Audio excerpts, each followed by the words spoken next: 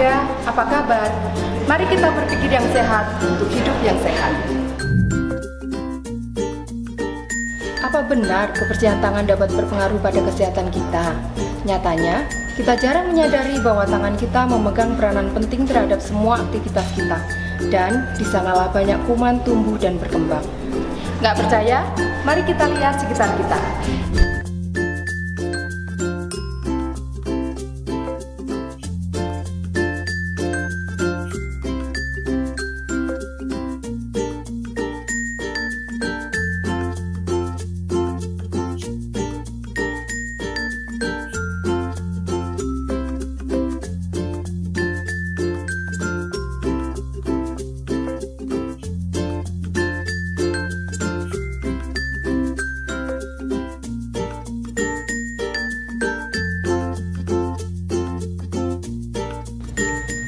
Ayo mulai saat ini, kita rajin mencuci tangan dan ayo kita lakukan 6 langkah cuci tangan sesuai dengan standar WHO.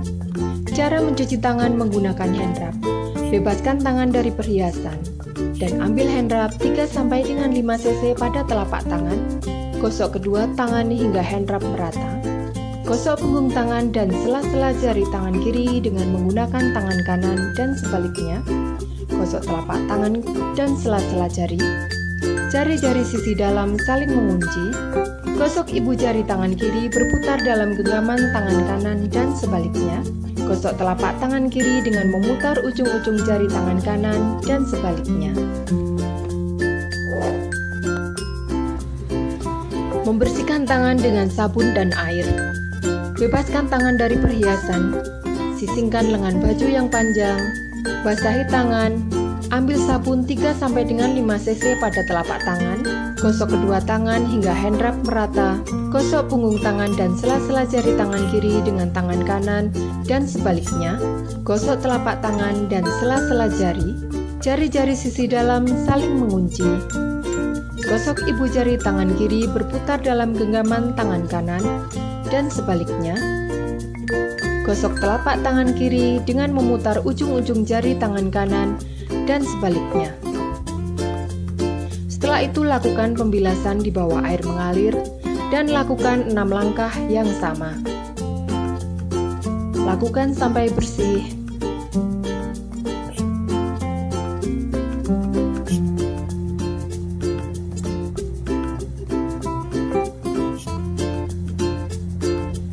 Ambil tisu, keringkan telapak tangan kanan dan tangan kiri.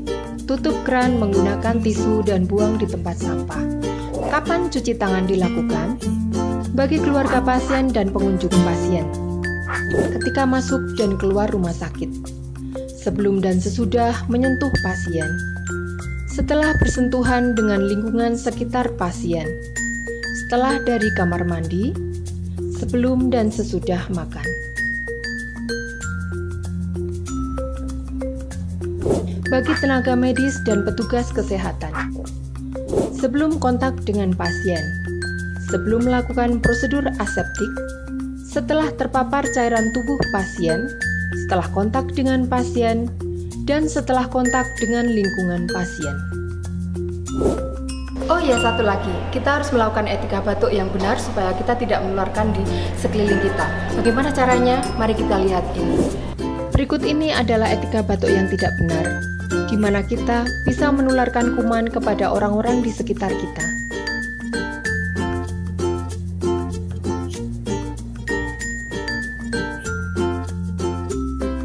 Dan berikut ini adalah contoh etika batuk yang benar. Kita bisa menggunakan masker saat batuk dan bersin, atau menggunakan lengan bagian atas, atau menggunakan tisu dengan menutup mulut dan hidung, kemudian membuang tisu ke dalam tempat sampah. Mari kita awali hidup sehat kita mulai hari ini, saat ini, dan selamanya. Untuk kita dan keluarga kita serta orang di sekeliling kita.